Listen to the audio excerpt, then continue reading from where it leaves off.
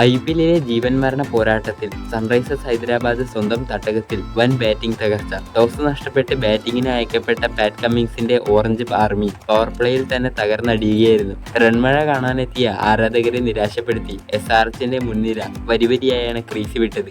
5 ഓവറിനുള്ളിൽ തന്നെ ആദ്യത്തെ 4 വിക്കറ്റുകളും അവർക്ക് നഷ്ടമായി. ഇക്കൂട്ടത്തിൽ മുൻ മുംബൈ താരം കൂടിയായ ഇന്ത്യൻ വിക്കറ്റ് കീപ്പർ ഇഷാൻ കിഷന്റെ പുറത്താവൽ വലിയ വിവാദം ആയിരിക്കുകയാണ്. 1 റൺസ് മാത്രമെടുത്താണ് അദ്ദേഹം മടങ്ങിയത്. ദീപക് ചഹർക്കായിരുന്നു അദ്ദേഹത്തിന്റെ വിക്കറ്റ്. എന്തുകൊണ്ടാണ് ഇടംകൈയ്യൻ ബാറ്ററുടെ വിക്കറ്റ് വിവാദമായി മാറിയതെന്ന് നോക്കാം. ട്രെന്റ് ബോൾട്ടെറിഞ്ഞ 2ാമത്തെ ഓവറിലെ 2ാമത്തെ ബോളിൽ ട്രാവിസ് ഹെഡ് ഡക്കായി പുറത്തായതിനെ തുടർന്നാണ് വൺ ഡൗണായി ഇഷാൻ കിഷൻ ക്രീസിലേക്ക് എത്തിയത്. ഹെഡ്, അഭിഷേക് ശർമ്മ എന്നിവരെ പോലെ തന്നെ മുംബൈ ഇന്ത്യൻസിന്റെ ന്യൂ ബോൾ ആക്രമണത്തെ നേരിടാൻ ഇഷാനും ശരിക്കും പാടുപെട്ടു. ആദ്യത്തെ 2 ബോളിലും റണ്ണെടുക്കാൻ സാധിക്കാതെ പോയ അദ്ദേഹം 3ാമത്തെ ബോള് സിംഗിളുമായി അക്കൗണ്ട് തുറന്നു. എന്നാൽ ദീപക് ചഹർ എറിഞ്ഞ ഓവറിലെ ആദ്യ ബോളിൽ തന്നെ ഇഷാൻ പുറത്താവുകയും ചെയ്തു. ആംഗിൾ ചെയ്ത് ലെഗ് സൈഡിലൂടെ പോയ ബോളിലേക്ക് എത്താൻ ഇഷാൻ ശ്രമിക്കുകയായിരുന്നു. ബോൾ നേരെ വിക്കറ്റ് കീപ്പർ റിയാൻ റിക്കിൾട്ടന്റെ കൈകളിലേക്ക് എത്തുകയും ചെയ്തു. പക്ഷേ ക്യാച്ചിനായ റിക്കിൾട്ടൺ അപ്പീലൊന്നും ചെയ്തില്ല. മാത്രമല്ല ചഹറുടെ ഭാഗത്തു നിന്നും അപ്പീലൊന്നും ഉണ്ടായില്ല. എന്നാൽ ലെഗ് സൈഡിൽ ഫീൽഡ് ചെയ്ത